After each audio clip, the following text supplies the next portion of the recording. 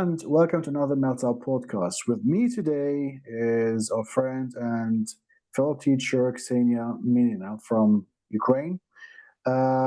She's a friend and English teacher. And as always, every time we start the podcast, I always ask my guest to introduce themselves the way they want. So, Kseniia, welcome to our podcast. Hello, everyone. My name is Kseniia, and I am an English teacher from Ukraine. I'm a beginner at this field in teaching English, and I worked for 10 years uh, at a musical school as a guitar teacher. And my journey to becoming an English teacher was too long. I can't say it was too complicated, but long enough. So you did not start as an English teacher, you started as a music teacher. Yeah, exactly. Why and when did you decide to take up teaching? After 2022, when I had to leave Volnovakha, it's a town in Donetsk region which was occupied after 2022, and my life has completely changed. Okay, of course we will get to the occupation and the war in Ukraine. We'll talk about that and how it has affected your life Mhm. as a person and also as a teacher. But my question is, what pushed you to change your profession from music into teaching? And the second question is, do you feel like you want to continue on this path, or sometimes you think you want to go back to music? Mhm. I have a little background. I was born in the south of Ukraine and I moved to Donetsk region in 2020. Yeah. Um, and how it happened that I have changed my life. Um, when we woke up uh, on the 24th of February, we had to leave our house. Um, and I left my job because our head teacher stayed in the occupation, and I had no possibility to work, even online. And I wanted to be useful. My husband, he is journalist, and he didn't stop working. Even um, when we are in the trip, I can't say, in the car, when we are moving from point to point, he all the time he informed people um, and did his work. And he asked me to help him. It was like our mission to break fake news, to tell true stories. And during half a year, I helped him. And in summer of 2022, I was invited to Portugal to spend a week near the ocean. I took my daughter and went there. Uh, I was happy. I hope to have time without stress, without shelling. But after 10 minutes, when we went to the playground, my daughter came back and she cried because she couldn't communicate with children. So she couldn't speak English, uh, and she was really sad. And at that point, I understood I can help Ukrainian children to speak English because English was my hobby. And since I was 15, I wanted to become an English teacher. But when I was 15, my parents didn't have possibility to pay for private lessons. And my mother was sure I couldn't enter the university. And I decided to uh, learn playing the guitar, and that's all. But when I got my first salary, I found a teacher, private teacher, and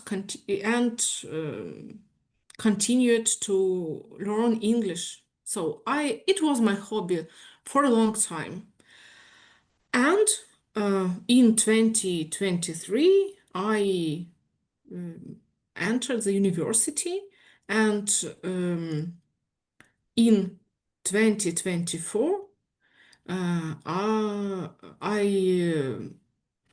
am since 2024, I am an English teacher at a government online school. You finished university or you entered university? I am a student. I am a student of the university. You are still a student. Yeah. And what are you studying? What, English or music? English. I Mhm. finished musical college when I was 19 years old and worked as a guitar teacher. And now I am at the university. I'm a student now and I'm learning English. Okay. I know how it feels. I'm Syrian, and I've been in this situation before. Maybe not occupied. I have never lived in an occupied place, but I know how difficult it is to move from one place to another. I moved from Syria to Ukraine, and then we had to relocate once more. So I know how it feels, especially in the beginning. So I can understand your feelings. Okay, okay. Um, you completed TESOL, right? Yes, but I can't say I won't discuss it. Yes, I completed to solve, but um, it hasn't changed nothing at my teaching because I had a teaching experience and I completed, and that's all. I don't know. Maybe I couldn't understand this course, so I can't change. I can't discuss it. Well, many people, even after having so many courses, so many trainings, I'm telling you from a personal experience. After some time, when you meet new people, when you meet new demands, every client, because we start calling our students clients, so every client wants a different approach.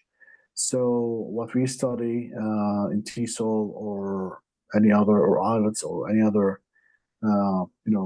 program or workshop for teachers, we change almost 80% of it when we start our real lessons. So I thought I understand you, and there is a huge difference between the theory or theoretical approach and practical life. Mhm. So yeah, I can understand your meaning. But just well, if since you have had it, I'm not gonna ask you about what you remember about it. No, but my question would be, having passed it, for people who want to teach, for people who have some kind of teaching experience, do you think, according to you, according to your experience, do you think that it's important or necessary or useful to have TESOL? Or you think if you have the time and the effort, you better spend this time, or you better spend your time and your effort doing something else or having another training. What do you think? Um, I I passed TESOL and I can't compare it with other trainings. But yes, of course, if you are not a teacher, it will be useful for you. Uh, yes, it's useful, but I had a teaching experience uh, in music field. And I knew about the lesson structure, I knew lots of details. And before 2022, I had private students, and I read a lot about teaching.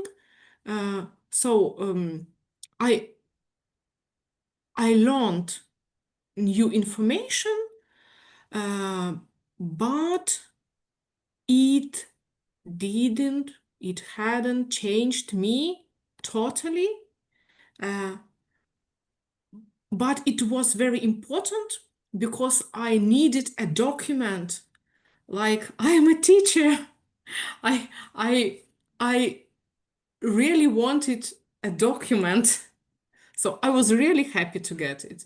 It's true. Congratulations, you already have it. Okay.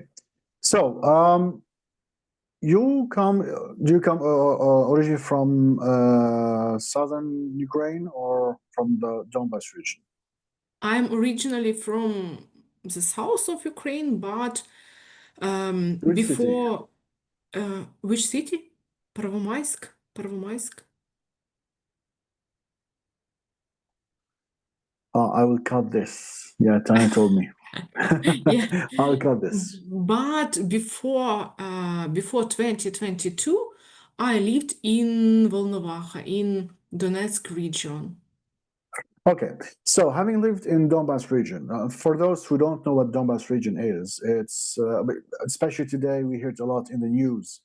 It contains Lugansk and Donetsk in eastern Ukraine. So for those who don't know what Donbas region is, um, before 2022, before the war, how was life there? How was the everyday life? Did people talk too much of war? And how uh, how did people react to the news that there might be a full-scale invasion? I know that since 2014 there have been battles there, but it wasn't a full-scale invasion. Mhm. So my question is, how was the life between 2014 and the week or the night before the full-scale invasion in Ukraine? And did people believe that there would be war, or they thought, "Oh, it's impossible"? Mhm. I see. I moved to Donetsk region, to Donbass in 2020. My decision was unexpected and, as my family thought, unreasonable because the war was too close. But I fell in love, and that was it. And I moved to my husband. Um, and when I moved, I realized that I knew nothing about this part of Ukraine at all. Uh, and I thought that this region was like a mining area. Do you know mine? And I thought that the region is dull and deprived. And I was really surprised when I saw picturesque views and beautiful landscapes and lots of happy people and nothing uh, reminded about war. Uh, Volnovakha was 20 kilometers from the front line, but it was a period like mm, uh, a silent period. No shellings, no attacks, and we had a happy life. School, kindergarten worked. So I was really happy to discover this region, and um, we didn't. Especially I didn't believe in war.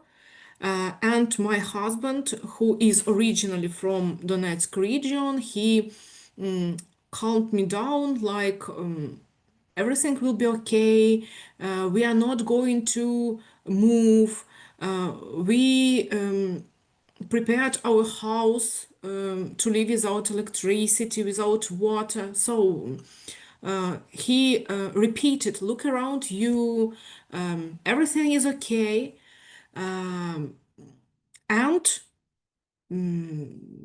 people, most of our friends, they didn't believe that the war was possible, even after 2014. Mhm. They never realized it was so imminent. Okay. Okay. The night of the invasion, you were in Donetsk, right? Mhm. Um, did you decide to move at once, or you decided to stay for some time, waiting for some negotiations, or you thought it would stop? And what did you? It was spontaneously the day before the invasion. My husband repeated that we would stay at home and everything would be okay. But in the morning, we woke up because of shelling, and my husband immediately decided that we had to leave home.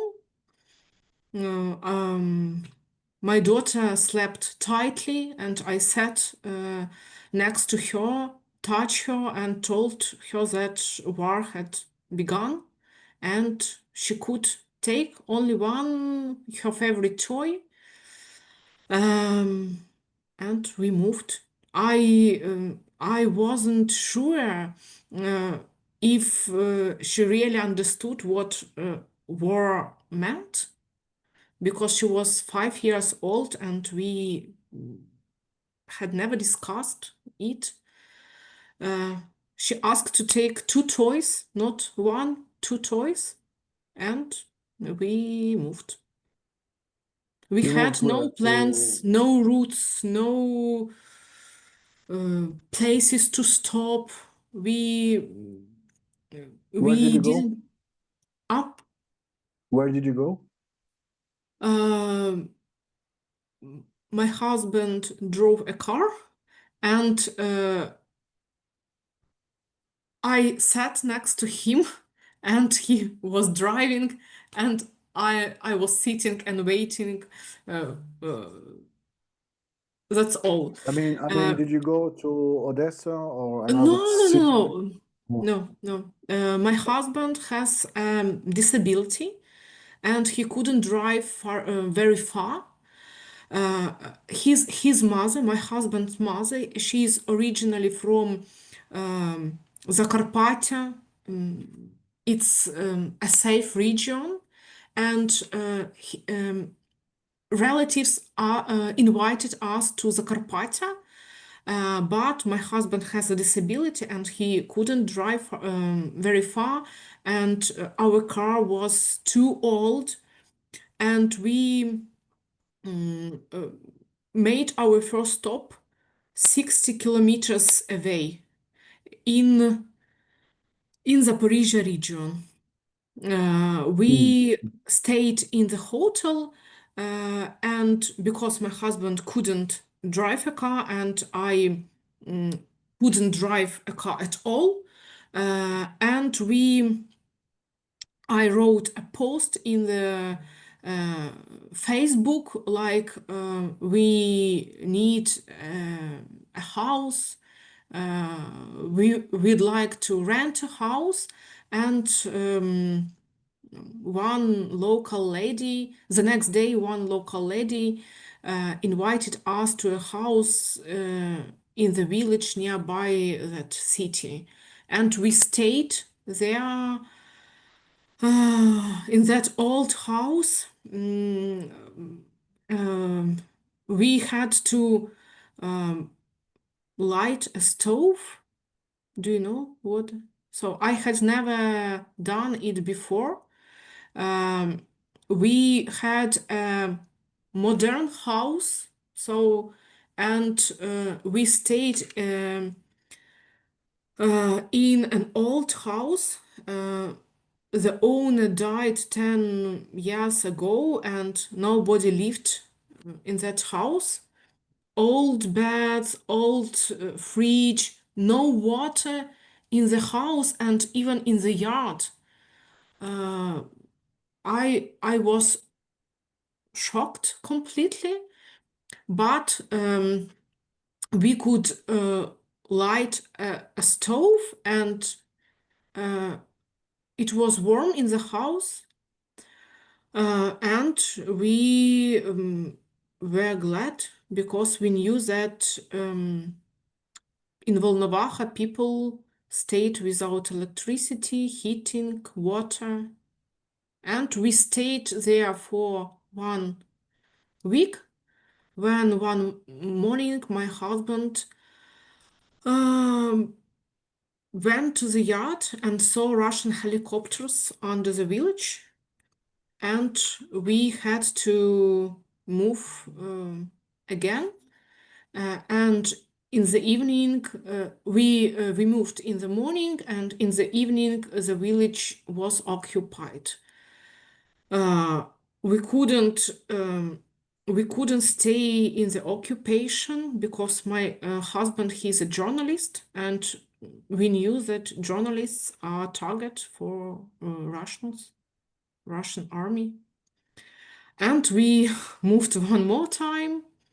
Then we stopped in Dnipro. It's a big city, and it was a safe place enough, but the city is big, and we thought about what to do, and we decided to choose a small town. And we went to Zhovti Vody, it's a Dnipropetrovsk region, and we stayed here because of a cheap rental. Really cheap. It was really cheap. Okay, Ksenia. So, we know now in Ukraine there are many problems, which I hope can soon be solved, and I go back because Ukraine is my second home. Um, Now, for those who have never been in this situation, as a teacher in Ukraine, you told me that you are working online. What problems or issues do you think, or not you think, you want to tell people about that Ukrainian teachers, could be language teachers or teachers in general, are facing because of the ongoing war? Mhm. Um, First of all, we work online because we don't have a building. So our school exists online. Uh, our teachers are all over the world. Our students are all around the world, and we work online. Um, we work online and hold our after-class activities online. Um, some of our students are still living in the occupied territory because they want to study in a Ukrainian school. We know it's dangerous for them. They attend classes in the morning in Volnovakha, and in the afternoon they attend our classes. We never mention them in posts on our Facebook page.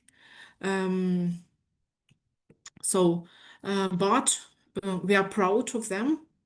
Um, we are happy to have such students. It is the main challenge. Another one is shelling, and we have to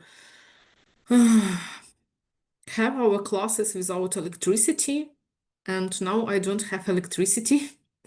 Uh, Often we have no electricity for 10, 12 hours a day. We interrupt our lessons during air raid alerts, or continue working and risking our lives. Most of the time we keep working. We move to a safer place, like a bathroom or in the corridor, and work. We have large power banks to work. So work without electricity, it's not a problem at all. But it was a problem 1 year ago. Blackouts, we were afraid, and now we are afraid of attacks, shellings. It's really dangerous. And Now you are in Perhomaisk? no, we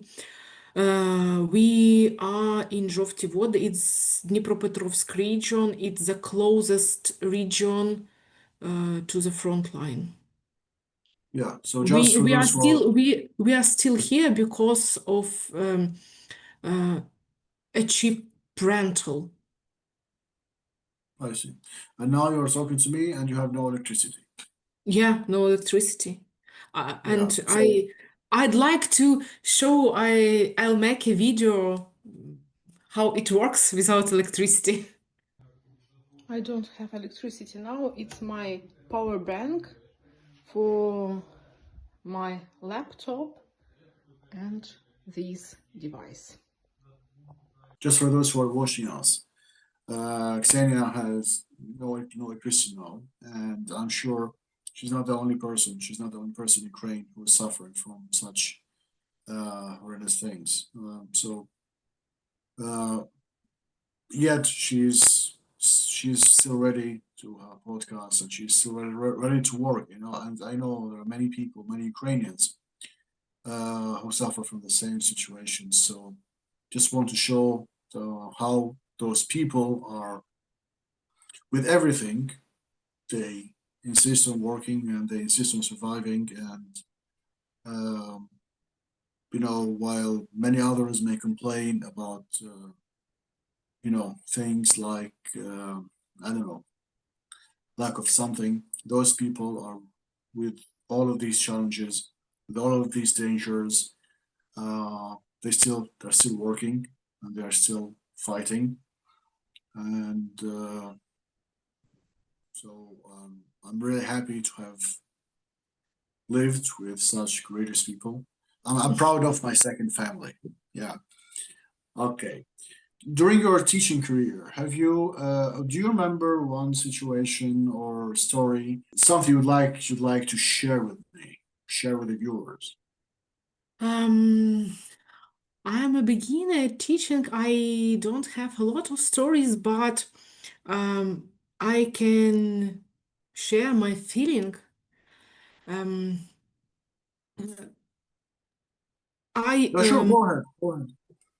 uh, I really appreciate the moment when my students um, say that they like English lessons, and they are waiting for our meetings. And it's the best moment for me, and it really inspires me to work and to survive maybe in this situation. And I'm proud of my students who can speak English. Uh, I'm a teacher at a primary school, but we had an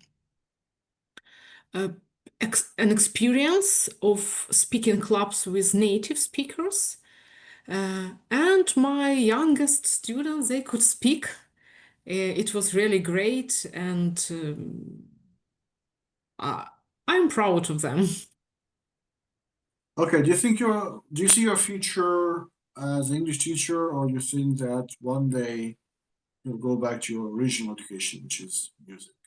No, I wouldn't like to come back to music or journalism. No, I had a possibility. But I'd like to improve my teaching skills and my English, of course. And maybe one day, I had a private school, or maybe I got a grant for teaching. It's really popular today to get a grant for a good job, a good purpose. And Well, that's the dream of every teacher that one day they work for their own. They have their own courses, they have their own buildings, and others come and work for them.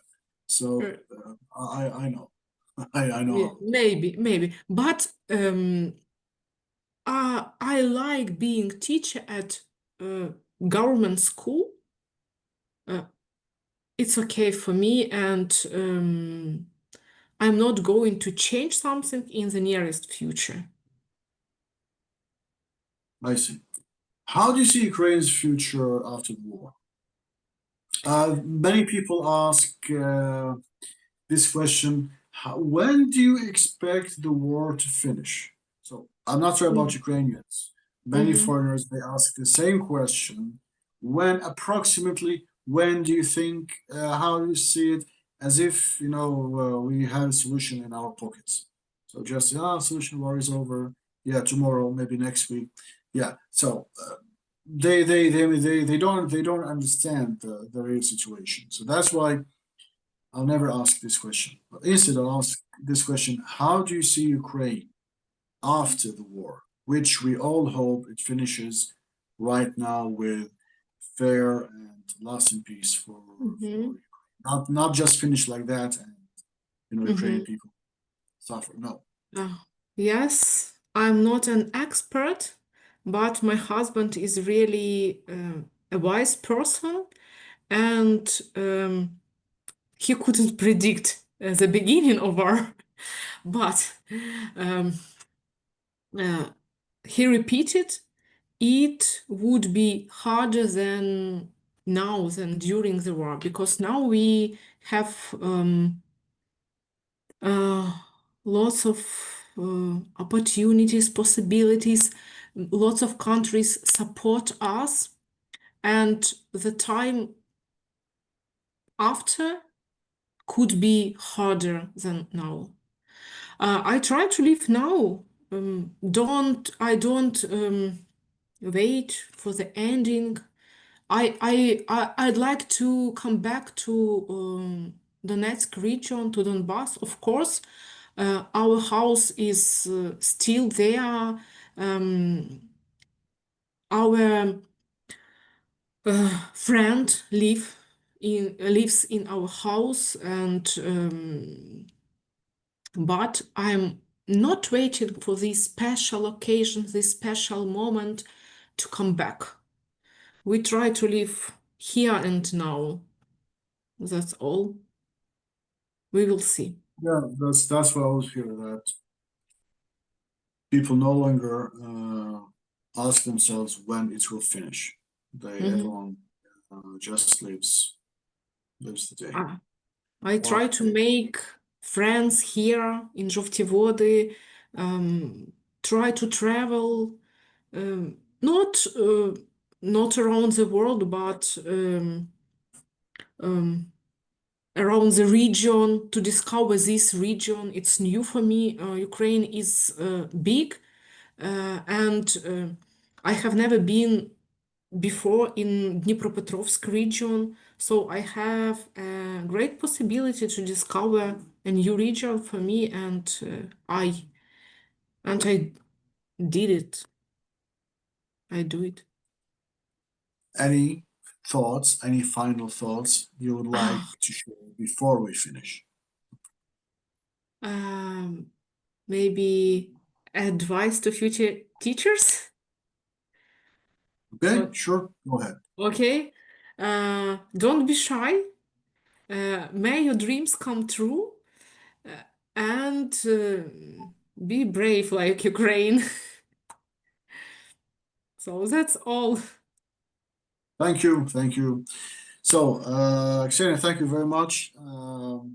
And you are an example of hardworking people. While it's just something to show the whole world that while some people in some countries complain about the lack of uh, luxury or the lack of ability to travel to other countries or the lack of free time to spend their winters in Malaga or in Sicily, there are people not far from them who are really hard workers, who are fighting hard with horrible conditions. They live under heavy emotional pressure, but they are still fighting and they're not complaining.